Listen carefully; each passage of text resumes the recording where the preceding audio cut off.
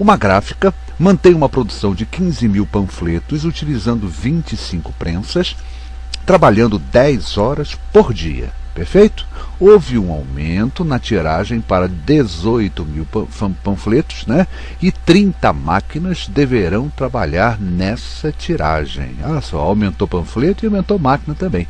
Quantas horas deverão ser trabalhadas por dia para atingir essa produção?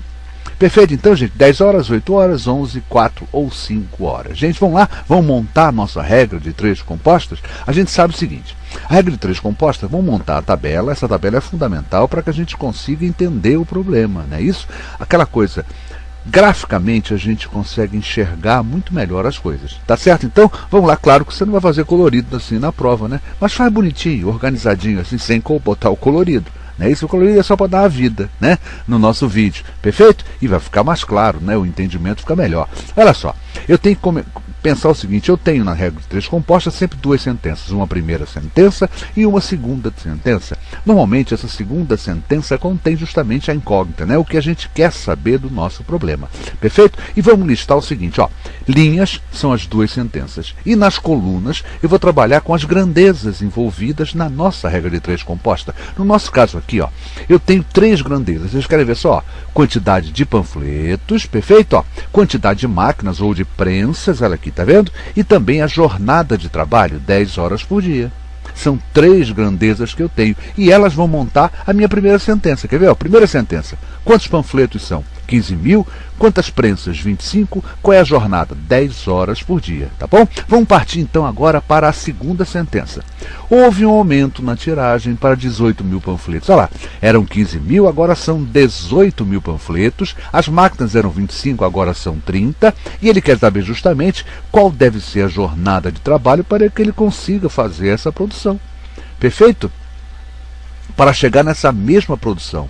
Tá certo? A mesma quantidade, quer dizer, no caso aqui a quantidade de panfletos, 18 mil panfletos com 30 prensas, ele quer saber qual é a jornada, quantas horas ele tem que trabalhar por dia. Vamos fazer? Bom, o importante aqui é a gente analisar na regra de 3 composta, né? Comparar as grandezas. E a comparação deve ser feita, não obrigatoriamente, mas normalmente, né? Nós fazemos sempre a comparação em relação àquela grandeza que contém a incógnita. No caso aqui a jornada, é ela que eu estou querendo descobrir. Vamos comparar? Vou comparar jornada com prensa e depois vou comparar jornada com panfletos. Sempre deixando claro o seguinte, eu não posso permitir que a grandeza que não está envolvida na comparação me atrapalhe. Deixa ela constante, ela não pode alterar o meu raciocínio, tá bom? Olha só, eu vou comparar agora jornada com prensa e depois jornada com panfletos, tá bom? Olha só, jornada e prensas. Gente, olha só, eu tenho 25 prensas. E para fazer uma determinada produção, tá vendo? Não estou deixando, que eu não estou nem lendo 15 mil e 18 mil, hein? Uma determinada produção, olha só, eu trabalho 10 horas por dia. Eu aumentei o número de prensas, concorda? Eu passei agora para 30 prensas. E aí eu pergunto a vocês, para que eu faça a mesma produção, eu deixo constante, eu não deixo que essa diferença aqui altere meu raciocinar. Então, com 25 prensas, eu fazia 10 horas por dia.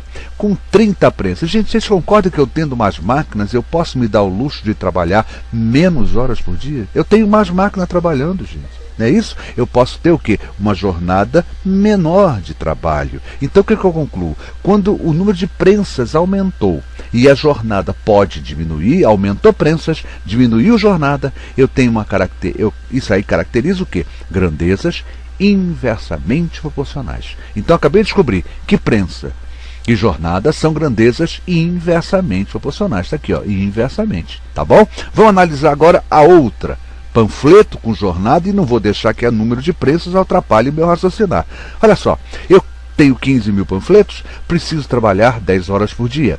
E para que eu faça 18 mil panfletos, ou seja, aumentei a quantidade de panfletos, você concorda que se eu aumentar a quantidade de panfletos, eu vou precisar trabalhar mais horas por dia?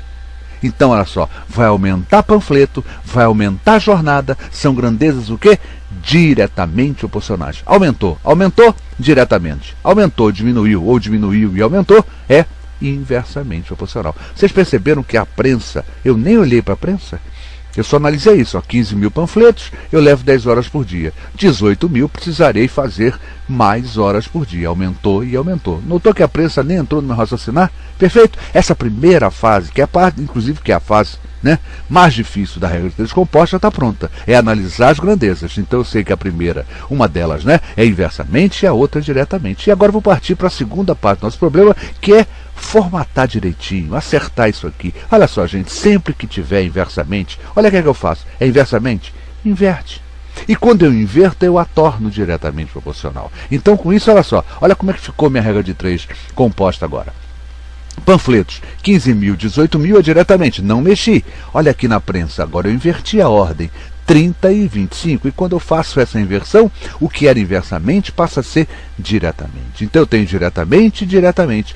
Quando todas as grandezas estão colocadas como diretamente, fica fácil montar a nossa proporção, né? A nossa proporção resolvente. Assim, como é que eu faço? Olha como é que eu faço. Eu separo aquela que contém incógnita. Assim, ó, 10 está para J.